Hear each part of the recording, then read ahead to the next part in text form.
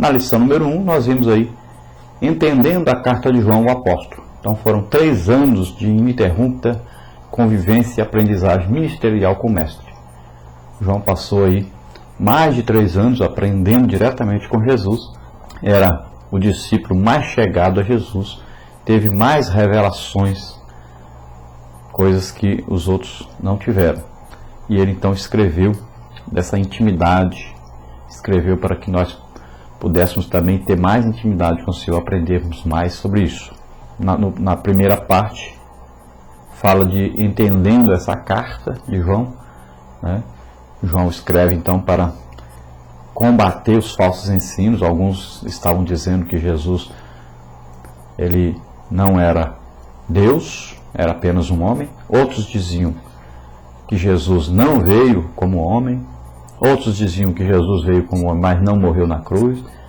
Então cada um dizia uma coisa. E ele veio combater esses falsos ensinos, principalmente dos gnósticos, né?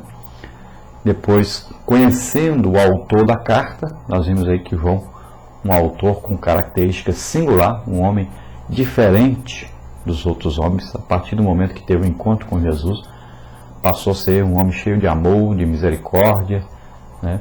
Sabemos que João dirigiu a igreja de Éfeso, João foi exilado na ilha de Patmos, foi o único que não morreu aí assassinado, pelo que se tem notícia, né? Embora tenham tentado matá-lo, mas Deus o livrou. E sabemos que João, até o final da sua vida, estava escrevendo, estava pregando, ensinando a palavra de Deus, estava lutando pelo Evangelho. Depois nós temos aí o propósito da carta de João, que é erro concernente a Cristo, que são as várias crendices, né?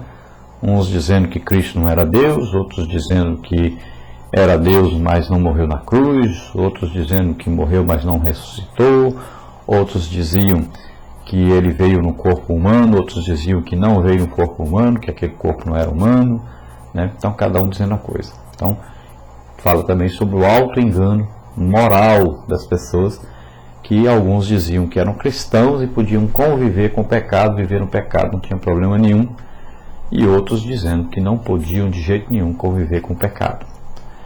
Então a condição básica para manter-se fiel até a volta de Cristo, né, é a fé em Jesus Cristo, o amor a Deus e aos irmãos. Depois, na lição 2, nós vimos aí Jesus, o Filho eterno de Deus. Então o conhecimento da divindade e da eternidade de Jesus Cristo reforça a convicção do futuro da igreja, pois é através de Jesus que fomos salvos e nos tornamos participantes da vida eterna. Vimos aí na parte 1 o propósito do autor da epístola, João enfático ao afirmar que o eterno Filho de Deus, nosso Salvador, veio a este mundo através do nascimento de uma mulher, físico, né? Ele tornou-se humano, mas sem pecado e sem abrir mão de sua divindade, de sua onisciência e de seu atributo de ser eterno. Depois nós vimos no tópico 2, a vida eterna manifesta em Cristo, o que vimos com os nossos olhos, o que ouvimos, o que temos contemplado, nossas mãos tocaram. Depois, Cristo, a vida, se manifestou. Quando João escreve que o Verbo se fez carne, está dizendo que Jesus planejou e tornou realidade a encarnação do seu eterno Filho, para que, na condição de homem, vivesse então entre nós. Depois, Jesus eterno e atuante desde o princípio, no Antigo Testamento, no Novo Testamento, após sua morte redentora. Na lição número 3, nós vimos aí Jesus, a luz do crente. Então, os cristãos compartilham da natureza divina, tão logo se tornam filhos do Altíssimo. Jesus, o Filho de Deus. Jesus, aí o Filho de Deus, os pilares da doutrina cristã proclamados por João. Depois vimos que Jesus é a luz. Então, Deus é luz, Jesus a luz do mundo. Depois vimos aí as trevas opõem-se à luz, as origens. Então, a origem aí das trevas do pecado, os outros usos da expressão trevas. Depois vimos na parte 4 dessa lição, vivendo como filhos da luz. Filhos da luz, a luz está intimamente ligada à vida. E a conclusão, Jesus é a luz do mundo, e por ele fomos feitos filhos da luz. Na lição número 4, Jesus, o Redentor e Perdoador, a realidade do pecado, a responsabilidade humana, o ideal cristão, e se pecarmos. Depois, na parte 2, o perdão, o alcance, ao nosso alcance. Temos um advogado junto ao Pai, né, porque Jesus pode perdoar. A satisfação da justiça divina, na parte 3, como e por que Cristo se tornou propiciação. A abrangência da propiciação. Depois, na parte 4, livres do pecado, guardando os mandamentos, vivenciando a palavra. Conclusão, temos um advogado perante o Pai e a sua santa lei. Depois, no resumo da lição 5, a força do amor cristão, temos aí, não se pode falar de cristianismo, de vida cristã, sem falar de amor. Mandamento atemporal, mandamento antigo e novo. Em que sentido o mandamento de amar é antigo e novo? O Senhor Jesus é o nosso exemplo de amor. Na parte 2, o contraste entre luz e trevas, os filhos da luz, evitando o ódio e mantendo-se na luz. Em relação ao pecado, os princípios da graça são mais profundos que as exigências da lei. Na parte 3, a demonstração comunitária do amor. Primeiro motivo para demonstrarmos o amor, o desenvolvimento progressivo do amor, a necessidade do ensino sobre o amor cristão. Conclusão, os que pregam e ensinam precisam motivar a igreja a buscar esses valores e se aperfeiçoar em todos os aspectos. Resumo da lição 6 agora, o sistema de viver do mundo. O que é o mundo? Este mundo designa a maneira de viver organizada, conduzida por Satanás. Ele exerce autoridade sobre grande parte das atividades típicas deste mundo. Aí nós vimos os atrativos do mundo, o mundo sob a ótica de Deus. Como o cristão deve viver neste mundo? Parte 2. Toda desobediência tem suas consequências. Os elementos do mundo, a concupiscência da carne, pela concupiscência dos olhos, a soberba da vida. Pois, conclusão, o autêntico crente que pratica os princípios do cristianismo bíblico não deve adequar-se ao presente sistema mundano. O resumo da lição 7, a chegada do anticristo, nós vimos aí um espírito que nega a divindade e o senhorio de Cristo. Então, o espírito do anticristo no mundo. João deixa claro que já é a última hora. O terreno está sendo preparado, prodígios e sinais e sua aparição. A pessoa do anticristo. Ele será uma pessoa influente que atrairá até mesmo os cautelosos judeus. Então nós vimos a sua identidade, suas atividades e seu fim. Os anticristos do mundo. Parte 3, os anticristos do mundo. Já está atuante em plena operação. Saíram do meio da igreja. Negavam a sã e principal doutrina cristã. Queriam enganar os fiéis.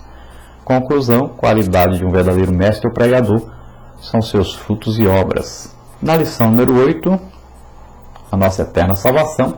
A salvação é resultado do grandioso propósito da Santíssima Trindade de resgatar a humanidade perdida. Parte 1, Deus, o provedor da salvação. Somos participantes de uma tão grande salvação.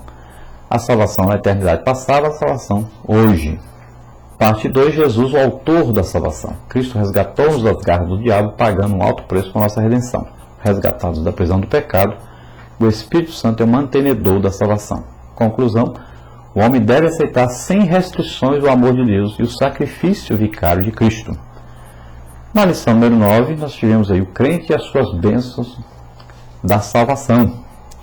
Então o homem recebe de Deus a vida eterna, a maior dádiva que existe. Primeiro, a posição do crente diante do pecado. Sua vida reflete o desejo de servir a Deus. Cristo veio para destruir as obras de Satanás. A morte de Jesus tornou possível viver em santidade. Viver na prática do pecado é incompatível com o ministério do Espírito Santo. Parte 2, o crente e sua comunhão com Deus. Algumas atitudes auxiliam-nos a estreitar nossa comunhão com Deus. São elas meditação na palavra de Deus, oração, jejum, imitar o exemplo de quem manteve comunhão com o céu. Parte 3, a salvação nos habilita para o serviço cristão. O homem é apenas um servo, nosso primeiro e maior exemplo. Os crentes da igreja primitiva muito cedo se dedicaram ao trabalho do reino de Deus.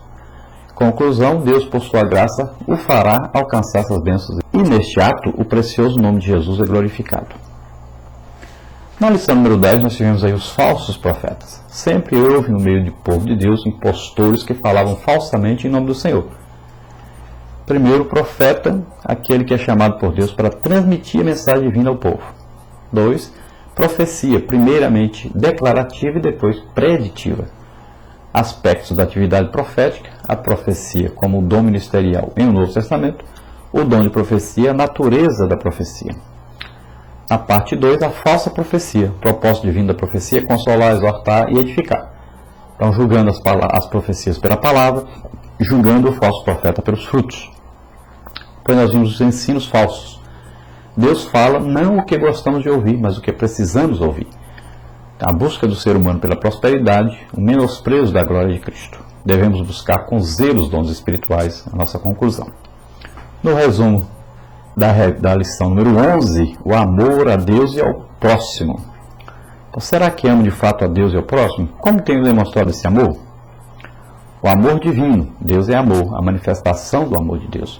Cristo é a materialização do amor divino. Parte 2, o amor como identidade do cristão. O dever de amar a todos, a identidade cristã. Deus nos capacita a amar. Parte 3, o amor e a segurança da salvação. Evidências daqueles que são filhos de Deus e, portanto, são salvos. O amor ao próximo, a confissão de Jesus como filho de Deus, a confiança no amor de Deus. Conclusão, pois quem não ama seu irmão ao qual viu, como pode amar a Deus a quem não viu?